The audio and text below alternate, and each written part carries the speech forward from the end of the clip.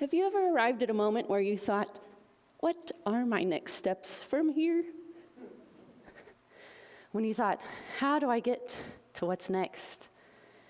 As a dancer and as a dance teacher, I spend a lot of time walking through and examining transitions with people. Whether it be figuring out how do we link movements together, or walking through the seasons of life with people. I get to be a part of a lot of these really great moments where things that were once unknown or unspoken now come into being. We take these acts of creation, we have action and rest, where we learn and make and produce and discover, and we stop and step back and observe and reflect and breathe. And this is an important word. It links and builds relationships between people and ideas. We live in these and moments of transition, and the ands are what we make of them. Today we're going to use dance as a metaphor, looking how we can relate choreographic principles to the next steps of life. And to do this, we're going to produce here together a never-seen-before dance with the help of some fabulous people and their improvisational skills, plus all of you, and I'll tell you more. We're going to have Michael with some musical improvisation. I'm very excited. We have Eric and Travis in the back with some lighting choices. Who knows what's going to happen? And Christian, who has designed some costumes for us, which we'll see after a bit. Plus the dancers, which I'd like to welcome to the stage. We have Kiera and Sarah and Diego and Brandy, who used to be a magician's assistant, so we'll have to see what she has up her sleeve for us today. Plus, we have all of you fabulous audience members to help us create this dance. So in your packet somewhere, there should be a little red and white card. Go ahead and pull those out. We'll use them after a bit. Hold on to them, and we'll use those to help us build this dance. So let's get started making this dance together. We're going to use a process. We're going to assess, we're going to explore our movement options, and then we're going to own some choices. So let's start assessing, dancers, just checking out the space. What do we have here today? What's going on? How in life do we show up to recognize the moment we're in and say, for today, this is where I am. We begin to see the people, we begin to see the space. We create connecting moments, linking the past to the present. We're coordinating. We begin to see the stage that's set for us. We're embedded in what's gone before us, and we get to be a part of what's next. All right, some good assessing here. We've got all kinds of fun stuff going on. Now that we've assessed, we're going to begin to explore our movement options. There was a late 19th century, early 20th century man named Rudolf Laban, and he studied movement. He was a movement analyst and looked at movement efficiency and described some qualities we're going to look at here. So Diego's going to start with some direct choices. He's very direct. Sometimes when we make choices, we know what to do. We know how to get there. It's linear. This is how I get my job promotion. Or it might be a little bit more indirect. We weave. We wander about. We might take the scenic route as we go to Grandma's house. Our next pairing we have is strong. Brandy's going to make some strong choices for us. Sometimes we move from a place of strength, where we know we have talent, where we have skills, where we've practiced. Sometimes we move from a place of lightness, where it's easy, efficient, perhaps effortless. This moment of levity. The next pairing is sustained and sudden. Sometimes we have choices that are sustained over long periods of time. It keeps rolling out. We've got a long runway to take off. If you're going to medical school, it's going to take you a while before you become the doctor. But we also have sudden choices where things happen spur of the moment, split moment decisions where we have to figure it out, make that choice, move to what's next. Our last pairing is bound and free. Sometimes we have choices we're bound to, either by our own choices and obligations, the commitments that we've made, or the consequences, or perhaps we're bound by the actions of another person that has made us arrive in this place. We also have free movements, where the world is your oyster. There's lots of possibilities that exist. And sometimes we're even deciding between two good things. So watch for these qualities today as the dancers make their choices. How they approach their choices matters. How we approach our choices matters. And sometimes we know what to do because we've seen it done before. So Kira, will you make some choices for us here? We'll gather around and observe. Let's start with simple choices here. Let's make a simple choice. Can you do a one directional rise? Can you fall? Can you widen and narrow? Can you advance and retreat? Excellent.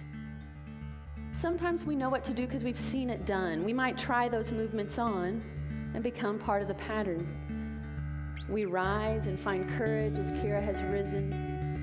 As Kira has fallen, we may be warned of obstacles, things that are ahead to be aware of on the journey. As she widens and stretches out, we may also reach out to the community around us. As she narrows and draws her focus in, it may help us to focus as well. As she advances, it may give us courage to advance in our own field. And as she retreats, we step back, remembering to reflect. And as we continue the pattern, we may replicate it exactly or begin to make our own choices. We may see what's been done historically and keep repeating it. Or we may see what's been done historically and say, I want to write a different narrative. I want to reach out in a new way.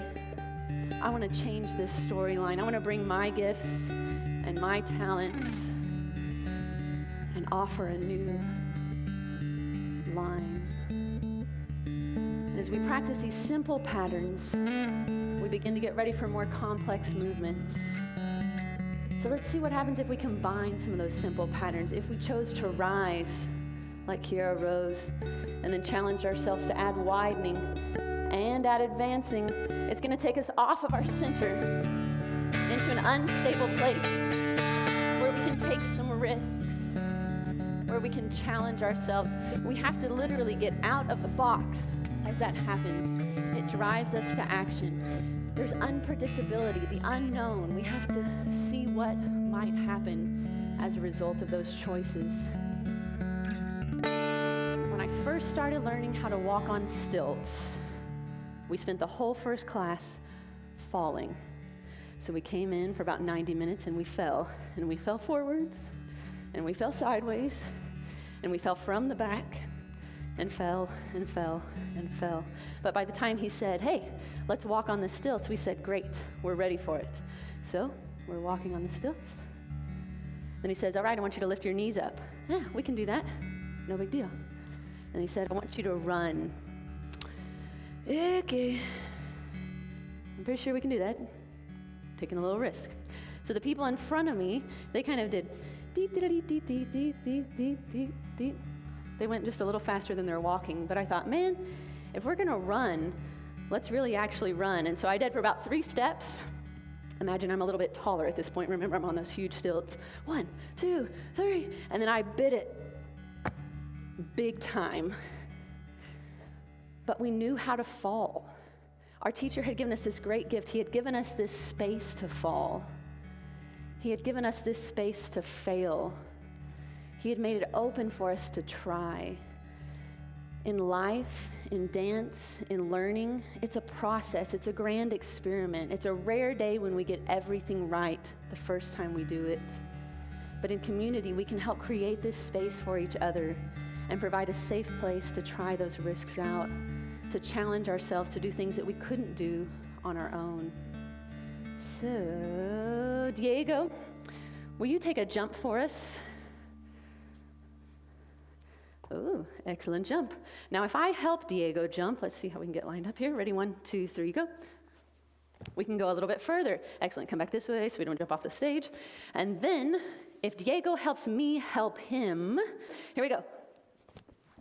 We can do things bigger that we weren't able to do before. I just started dancing with Diego recently, but Brandy and I have been dancing together for a while. We've been cast in roles together where we're often asked to do weight sharing and partnering work. As we make choices on the stage, sometimes things happen exactly like we want to. We provide shelves, we provide space for the other, we bring ourselves to the moment, we practice presence,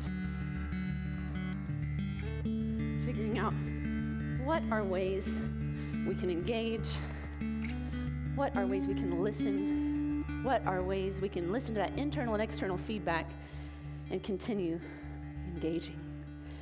And in all of this, we have to remember to breathe. So audience members, dancers, let's take just a moment to breathe. Let's take a nice deep breath in and exhale.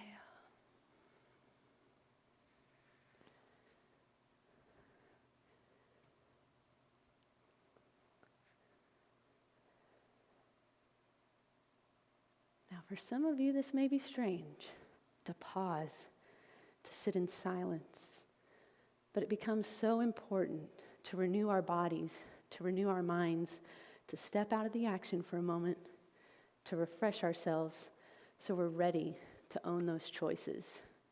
So, we've assessed, we've looked at our movement options, simple, complex, in community. Now we're ready to make some bold choices. So Sarah, will you make a bold choice for us here? Fanciness. So she's made a bold choice. Sometimes we may choose to echo that exactly. Or we make a choice that varies it a little bit, uses her for inspiration. Or we may do something completely different that has nothing to do with whatever she's doing, making our own choices. As Sarah makes a new bold choice, we listen again, figuring out what are our options, call and response. Life yields these great unpredictable moments where we get to lean in. Sometimes in the weariness, sometimes it's wonderful, sometimes it's just weird. But in those moments, we get to lean in, make a choice, and own it. So, dear audience members, this is where we need your help. Christian, can you bring out the costumes, please? Grab your little white and red cards, and we need to take a vote. The dancers have never seen these costumes before. They were fitted yesterday with blindfolds on so we could make sure that they fit, but they don't have a clue what they look like. If you would like our strong choice, Christian's gonna unveil it. It's based on the elements: earth, wind, fire, heart, water. Excellent. That's the red card. If you would like our light choice, like an observer on a Texas sky, moving from afternoon to evening, this is our white card. What will it be? Red, strong, white, light. All right, what are we looking at? What do you think? Okay, looks like red wins it. Strong choice. Go put on your costumes, dancers. Thank you so much, audience. First choice. Second choice. We have our outline for our dance as we begin to improvise here. We're going to assess. We're going to explore our movement options. Simple, complex, partnering. We'll take a breath and own it. So to help us assess, would you like us to start on stage red, off stage white? On stage, starting on stage is a red, starting off stage is white. In 3, 2, White wins it. We'll begin off stage. Last vote. Now we need a trajectory to help us make our choices. If you would like us to end up in a diagonal, a really direct choice, that's our red card, diagonal. If you'd like us to end up in a circle, is our white card, circle white, a little more indirect, line direct. White wins it again, so we will go to the circle. Thank you so much, audience. I'm curious to see what will emerge here. So much of life, we want to spend it in planning mode. We want to get everything right and get it all planned out before we start. But at some point, we just have to bring it to life and own it. So that's what we're going to do here. I'm going to cue the musical improvisation of Michael, the lighting improvisation of Travis and Eric. You'll get to see our costumes, and I present to you Next Steps. Here we go.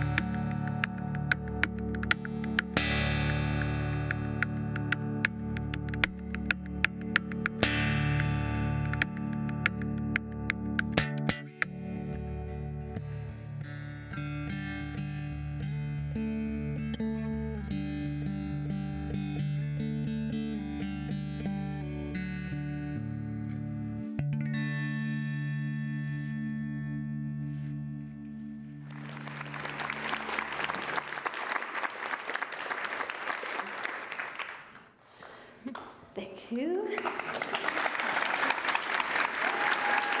And thank you all for being a part of this process. We're thankful to Michael, to our lighting designers, to Christian. Thank you so much. Thank you for participating. As we make our next steps from here, as you go on, as you assess, as you explore your options, as you own your choices, may you have great courage, because what is next eventually becomes what is now, and what is now is what we make of it. Thank you.